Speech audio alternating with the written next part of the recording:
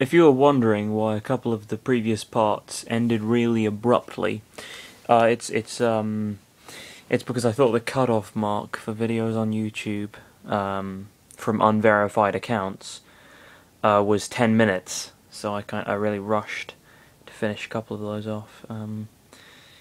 I think I'm still going to keep most of the videos around 10 minutes in length, but it's encouraging to know that I don't need to rush the final sentences too much.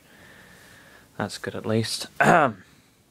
Alright, so yeah, Juff just met his dad. Imagine my complete lack of housing issues when I sold my house for this lab in Winters, Dr. Andernut said, laughing for a bit. I could only barely afford a table for me to sleep on, and I twist a lot during my sleep. Having you around 10 years ago would have been a nightmare for you. You'd have hated me even more if you missed an arm or an eyebrow. Chris couldn't believe men like Dr. Andernuts even existed. Juff fell speechless for a second.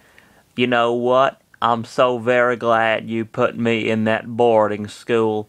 I don't regret it one bit. Nope, not at all.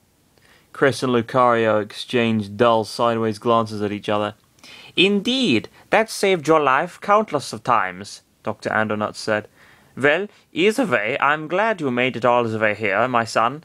I'm so happy to have you back. Too bad our meeting will have to continue another day. The scientist gave him an odd look. Dad, listen. Earlier today, I got a call from a girl named Paula who begged me to go help her and another friend named Ness.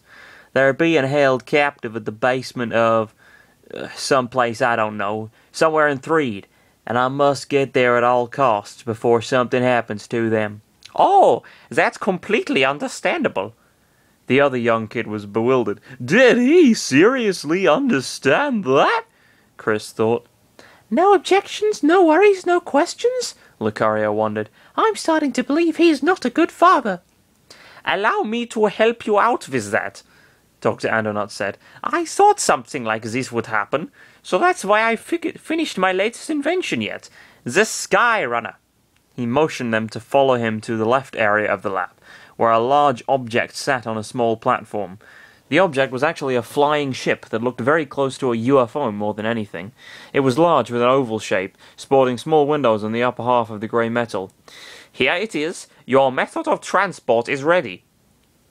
That looks like a UFO, Chris spoke. Aren't we getting shot down by an army base on the way to Threed?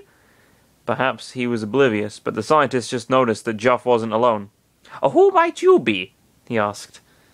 On top of all that, he's ignorant, Lucario thought, ashamed. What?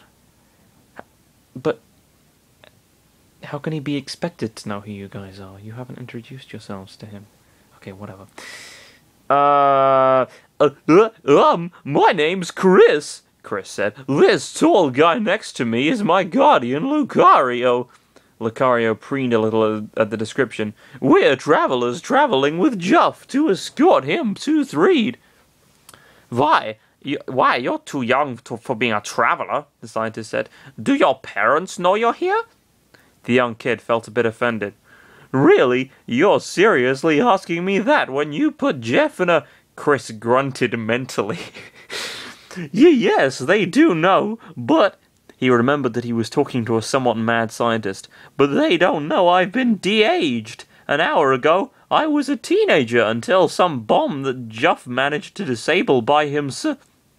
Juff disabled a bomb? The scientist said. Instead of voicing concern, he smiled wide and said, Attaboy, Juff! You're making me so proud. Juff kept looking deadpan despite the praise he got.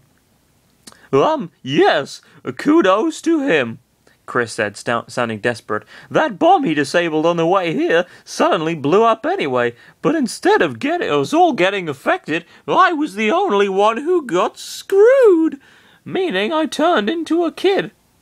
You screw someone, they turn you into a kid. Just, that happens a lot, I hear.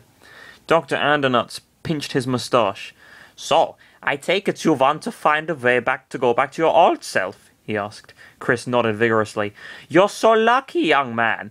I have an invention that will help you out. The Age Jumper 1000. That's really convenient. With all the impossible things that were happening today, Chris lost all sense of questioning what was going on. Maybe that's best. He just looked hopeful that there was a solution. Let's pray that it won't blow up or cause you to grow even older. That 1000 probably will reduce you into dust. Lately I've had a bad streak of luck. But who knows, this may be it. That was enough for Chris to remember that this man wasn't the most reliable person to ask for help. You know what? Forget I asked about that. I don't want to take any chances. Ah, the scientist muttered in shame. That's too bad. I was hoping to find someone to test it out. Lucario shot him with a nasty glare that he ignored. In any case, Juff, you should take the Sky Runner. It can take you all the way to the place you want to go, where that Ness and Paula are waiting for you. Here. He approached the UFO and pressed a button on the front, opening the door to it that fell down to the floor. Go ahead. Oh, and when you can, please come back to check the phase distorter I'm working on. It'll blow your minds away, like boom. Obviously, the ship was meant to go in the sky. Wow, no shit. Chris hardly boarded any airplanes in his life, so he didn't know what to expect from his first experience. And then again, he went through so many incredible experiences several moments ago that flying was the most common thing in the list. The flying machine being a UFO, though, was the only fact that put it next to the oddity. This is probably a personal opinion of mine, but why did you model the Skyrunner after a UFO? Chris asked. Why not a normal small helicopter? Pfft, Dr. Andernutz chuckled. A helicopter? Where's the fun in that? I like going for the most extravagant design so that people can recognize me. Mundane is boring. It occurred to Chris that the adults he had met in the world so far were very strange. The Tessie Club should have been an early example of foreshadowing.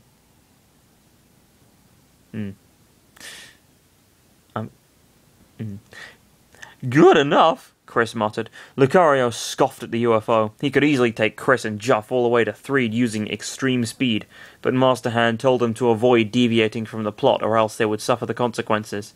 Let's go inside and hope this machine doesn't fall midway, he said. That won't happen, I can assure you, Dr. Andernut said. Lucario, I hope I'm not being rude, but can I put you inside a stasis chamber to study you in great detail?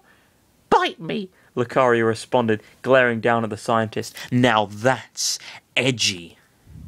Edgy as fuck. Oh, the no glare. Fiddlesticks. Several seconds later, the trio boarded the machine. The inside of the ship was a bit too cramped for their tastes, especially for Lucario, who had to duck and push his ears down. The small windows provided them with enough sight of the outside, even when they sat down.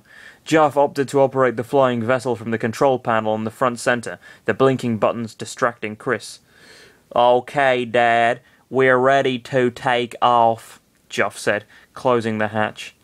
Good luck, Juff, Dr. Andernut shouted. Let's see each other in 10 years again. This guy's such a prick. I love him. The scientist started waving a hand as he saw the ship floating up from the platform into the open ceiling of the lab. When the Skyrunner exited and started flying south... I started doing the German accent there again, even though this is a perfectly ordinary description. When the Skyrunner exited and I said southwest. When the Southrunner exited and started the Skyrunner. When the Skyrunner exited and started flying southwest, the opening closed down slowly, a small piece of snow falling down onto the platform. A full canister with gasoline was sitting behind the platform, hiding behind the large ship. Noticing the canister, the scientist blinked a few times. Oh boy, I forgot to refill the fuel tank of the Skyrunner, he trailed off. Yeah, they'll crash down and Juff will get into a 10-year coma for sure. Oh, he's a nice guy, you know, he's really looking out for his son. He'll crash and die. That's you know, that's good. Yeah, that's a really good attitude for a father to take, I think.